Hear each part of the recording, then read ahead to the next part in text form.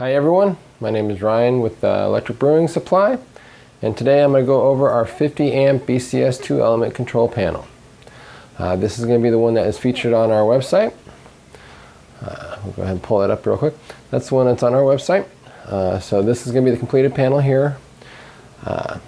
This panel features the ability to control two elements, one in your HLT and one in your boil kettle or other various configuration, but allows you to control them both at the same time. This is great for those of you who like to brew two batches in a day, or you like to use hot PBW to wash your kettles, etc. These panels are used in conjunction with usually with the Herm setup, i.e. there's a coil inside your HLT and your mash is continually being circulated through that. This control panel features the BCS control modules. The BCS is manufactured by Embedded Control Concepts and is basically a self-contained computer that features a web-based user interface that you can access via your web browser, as I'll show you here momentarily. The control panel, as you can see, is manufactured or made out of stainless steel, and therefore very easy to clean. Wipe it down with a rag, doesn't matter. That, and it looks like it belongs in a brewery now. All the control panels are going to have a key to turn them on for power. This makes it easy so you don't have, for those of us with kids, makes it so your kids can't come in here and fire up your brewery without your consent or your knowledge. They also will have a self-locking emergency stop switch. What that means is if something's going wrong, slam that switch, everything shuts off until you flip that switch again. In addition to that, the control panel is going to have an input button. This button is for communication with the BCS, allows you to keep your hands off your computer a little more, and allow you to kind of automate your process and then have some moments where you just need a quick push to get moving forward. The last item that I add is going to be the alarm off on. That is going to be an audible buzzer that the BCS can send a signal to and have it alert you to remind you of different steps in your process, or you can even set it up as an exit if there's something going wrong. Each of the switches here controls either your elements or your pumps. They are a three-way switch. To the left would be for auto or BCS control, and to the right would be to manually turn it on right there. This allows you to, if you got something going on, you're trying to do something real quick on the fly and don't want to bother with the programming, you just flick it to on and away you go. It's especially useful for pumps where they aren't self-priming. You can hit on, get it going, and then flick it over to the BCS to let it take control. So what comes in the kit? Each package will ship with a 6-foot cable with in this case, a 1450 plug on the end, 4-pin, that will go on the wall. And then it has on the other end a twist lock connector. So we'll go ahead and hook that in and plug it into the wall. On the underside, there are 4 outlets as well. 2 of them are for the elements. They take an L630 twist lock plug. These are the same plugs that will be attached to any of the elements that we manufacture, or you can do yourself with using one of our kits.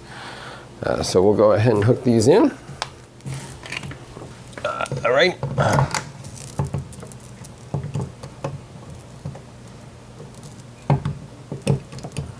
There we go. And then additionally, there's the 2 pumps, which are going to be a L15 twist lock plug. So we'll go ahead and hook those in here.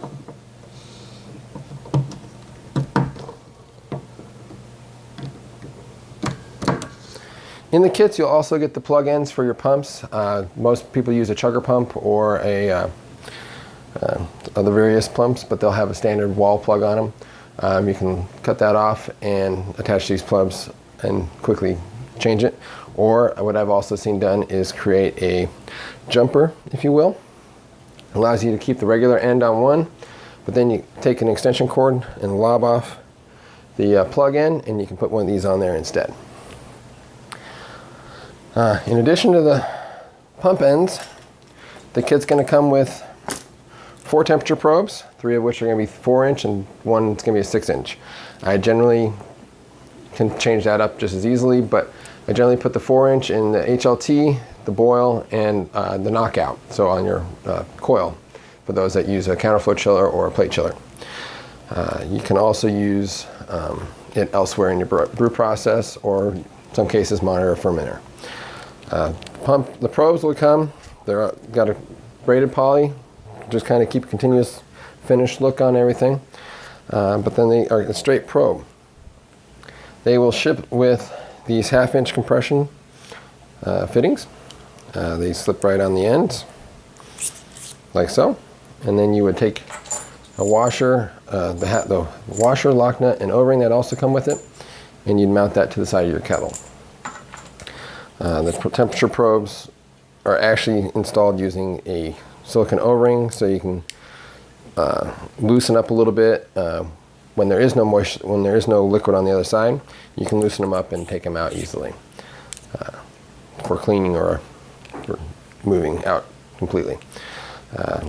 Temperature probes have an XLR connector on the end.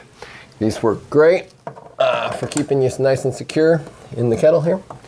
Once they're in and snapped, you are good to go. This panel also has the option for a float switch. What the float switch does is it helps protect your elements from firing in it accidentally. With the BCS, when it fires up, it doesn't actually usually start up any process, so chances of accidentally firing are a little bit slimmer. But just for the extra peace of mind, you can add these float switches. Again, I put the XLR connector on the end. And then these can be mounted on the side of the kettle just above the elements. And when they are sitting down like so, the element cannot be fired on, but as the water adds, they gradually become usable. And again, this just has the same 1/2-inch connection as the compression fittings. So it's going to be the same size hole you drill in the side of your kettle to do that. And then these simply attach just as well. In this panel's case, I also have a wireless network adapter installed. Let's go ahead and grab one. And that's an additional add-on.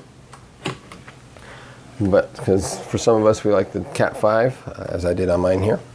But for those where the Cat 5 is not really an option, wireless adapter is pretty handy. When it ships configured as its standalone brewery, as I'll show you here in a few minutes. You can log right directly into it and begin brewing.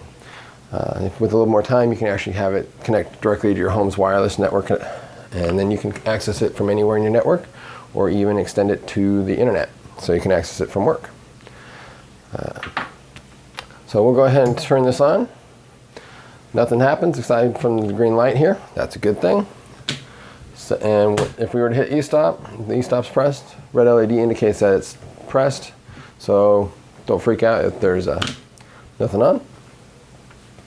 Again, when we flick to auto, LEDs do come on, BCS. Yellow is indicating that we're good to go with power on the circuits. The contactors inside are good to go. So we'll go ahead and flick that off. And as I mentioned, manual. Go ahead and turn on our pump, get it started, and let it go. So we'll go ahead and connect to the wireless here.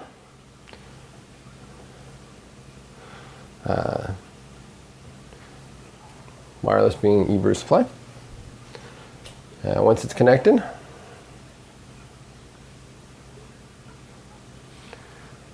in this case I'm using, by the way, a Microsoft Surface tablet. I just have it attached to a much bigger touchscreen.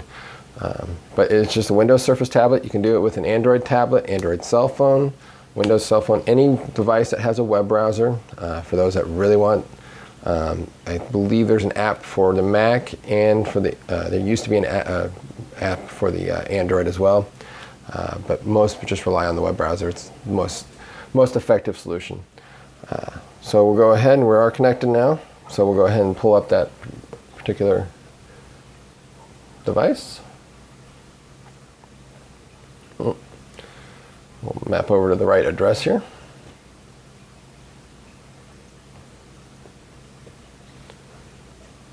There we go. So BCS is ready to brew now. It has a standard program that would be heats your mash up and then takes you through a step mash process. You then mash out and boil over, or boil on. It will let you know when you need to add the hops and so on. Anytime there's an alert, it can be quickly stepped on forward from by hitting the input button. Away you go. Obviously, all these processes can also be modified to your own brew process. So for some where they do different temperatures or a single step mash can quickly be modified and changed. And then, for instance, I'm going to show here. You can also do manual via the BCS for those that have it where it's handy. And we'll go ahead.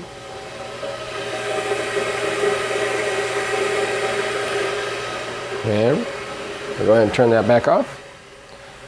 And then we'll hit the pump again as well. And the pump's going as well.